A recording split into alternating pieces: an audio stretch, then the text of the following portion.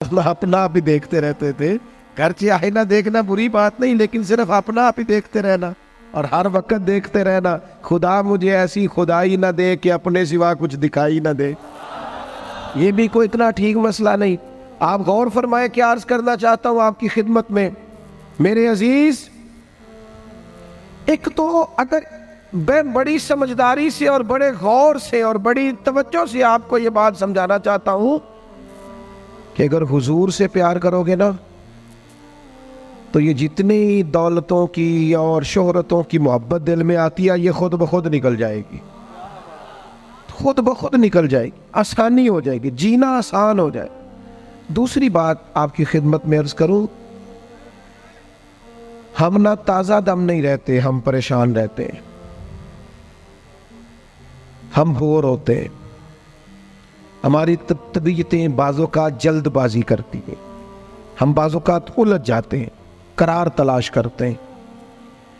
उस करार को तलाश करने के लिए फिर बाज़ लोग उल्टी सीधी मूवीज़ देखते हैं। बाज़ लोगों का ख्याल है कि शायद मैं कोई लतीफ़ा सुनूंगा तो मामला ठीक हो, फिर उसका नतीजा भी निकला है लतीफ़े सुनने का।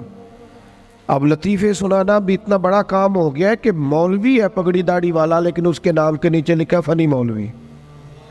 खुदा के बंदे, ये संजीदा स्टेज है, दीनदार लोगों का करने का काम है, आप क्या कर रहे हैं?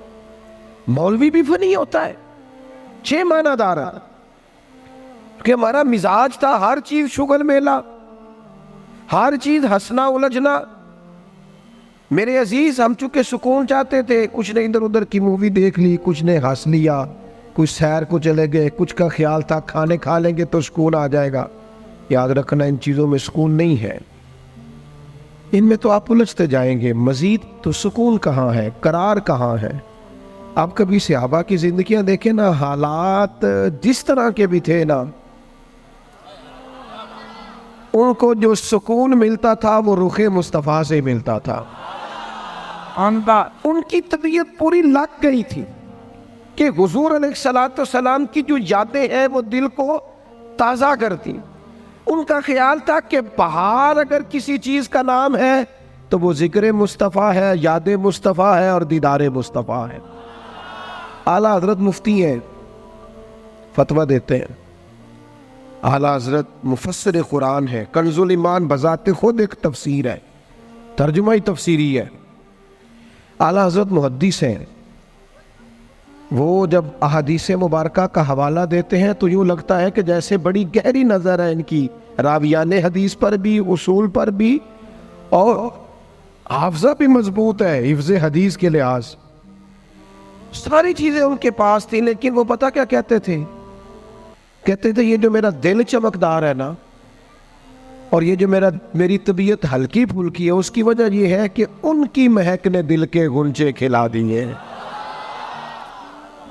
ये मैं नहीं आपको तकरीर सुना रहा, मैं तो जज्बात का इजहार कर रहा हूं। उनकी महक ने दिल के गुंजे खिला दिए हैं। तो क्यों गुंजे खिला दिए? कहते मेरे नबी का कमाल ये है कि वो जिस राह चल दिए हैं कूचे बसा दिए। वो जिस राह भी चल दिए हैं कूचे, हुजूर पर थोड़ा गुजर जाए तो काम हो जाता है। करार, सुकून, सारे दुख मिट जाएंगे अगर दिल हुजूर से लगा लोगे, अगर मुहब्बतों का मरकज रसूल पाक को बना लोगे। आप देखें ओहद के मैदान के अंदर काफिर ने एक बड़ी अजीब साजिश की मुसलमानों को परेशान करने के लिए। और भाई आप लोगों की वजह से अगर इतने लोग तकलीफ में हैं तो आपको समझ जल्दी से बैठ जाए जी, जल्दी से जी, फैसला करने में इतनी देर, अल्लाह आपको सलामत रखे, बैठ जाए जी। अब आप खड़े हैं जनाब, आप भी बैठ जाए, अल्लाह आपको बरकत अता फरमाए। अच्छा, एक बंदा महफिल में खड़ा हो जाता है मोबाइल लेके, अल्लाह उन्हें समझना चाहिए कि बाकी सारे कुल भी हैं मोबाइल। और खुदा के बंदे, आपकी वजह से इतने लोग पीछे अगर परेशान है तो आपको समझना चाहिए उस चीज़ को। अल्लाह ताला आप सबको हंसता और मुस्कुराता रखे। नबी पाक की ज़ात से जब आपकी कामिल वाबस्तगी हो जाएगी ना, तो हुजूर की ज़ाते वाला का प्यार, और प्यार लारों वाला नहीं होना चाहिए, खाली जल से महफिल में और माइक हाथ में आया तो इश्क का दावा तगड़ा, खाली इस तरह नहीं। तन्हाई में भी तू रोए हुजूर की बारगाह। एक महफिल में मैं एक दफ़ा हाजिर था तो एक नात का बच्चा मेरे पास आया, कहने लगा जी मेरी सिफारिश कर दो, मैं भी हजूर दी बारगाह च हाज़री लवानी है। मैं क्या पुत्र तू घर जाके पढ़ लै, उत्थे भी हाज़री लग जाएगी कि 4000 बंदा चाहिए हाज़री लवाने लई। हुजूर की बारगाह में तो जहाँ बैठ के भी पढ़े हाज़री लग जाती है। इसके लिए क्या साज संवर के मजलिस ही फ़कत हो तो हाज़री लगती है? ये भी आला हाज़री है, पर वो तो वल्लाह वो सुन लेंगे और फरियाद को पहुँचेंगे हम। बस इतना तो हो, कोई फरियाद करे दिल से, तू बात तो दिल से कर।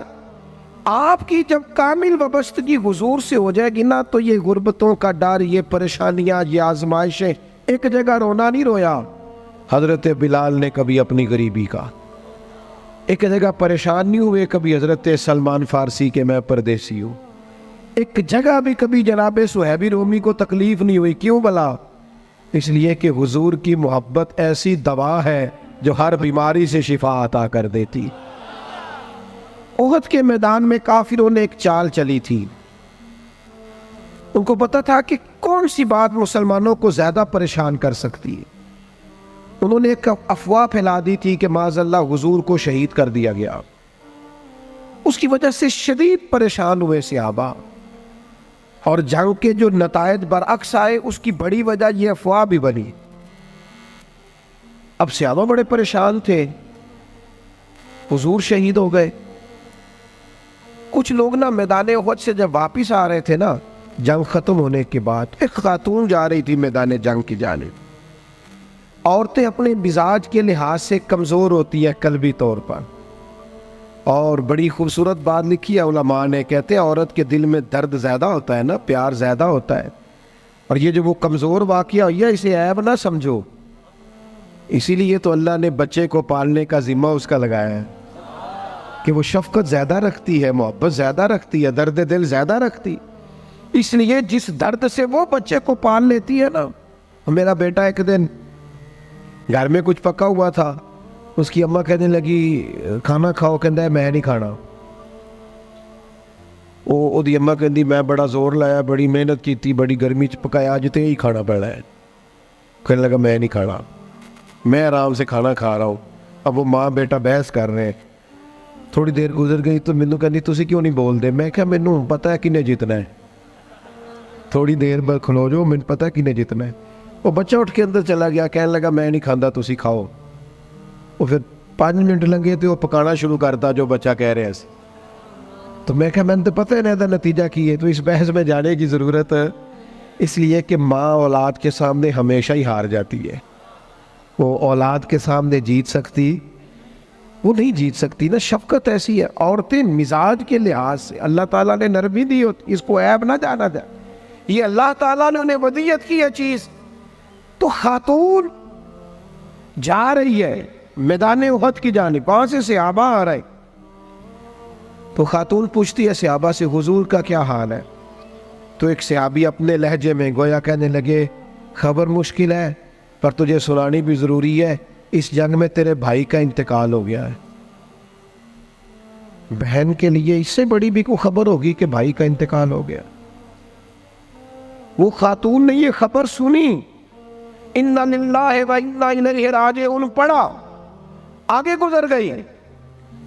अगले सहाबी से जाके पूछती है हुजूर का क्या हाल है, और बेचैन है, दौड़ी जा रही।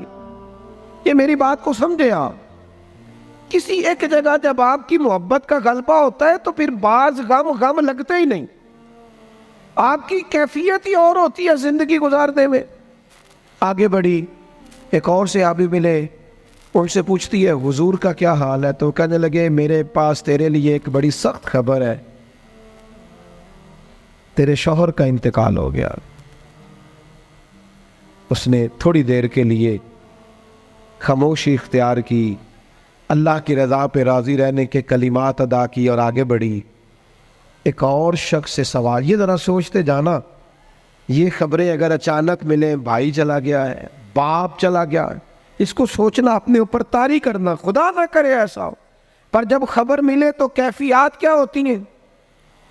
वो खातून आगे बढ़ी तो एक शख्स और मिला, पूछती है ज़रा बताओ ना हुजूर का क्या हाल है? तो कहने लगे मेरे पास तेरे लिए खबर है कि तेरे वालिद भी इस जंग में शहीद हो गए। बेटियों का तो मेका ही बाप से होता है, माँ से होता है। वालिद चले गए, थोड़ी देर के लिए गर्दन झुकी, कलिमात अदा की, और फिर पूछती है सहाबी से, वालिद चले गए, भाई चले गए, शौहर चले गए, मुझे बताओ कि मेरे नबी पाक का क्या हाल है। वो सहाबी कहने लगे, अल्हम्दुलिल्लाह मैं ज़ियारत करके आया हूँ, रसूल पाक बिल्कुल ठीक है।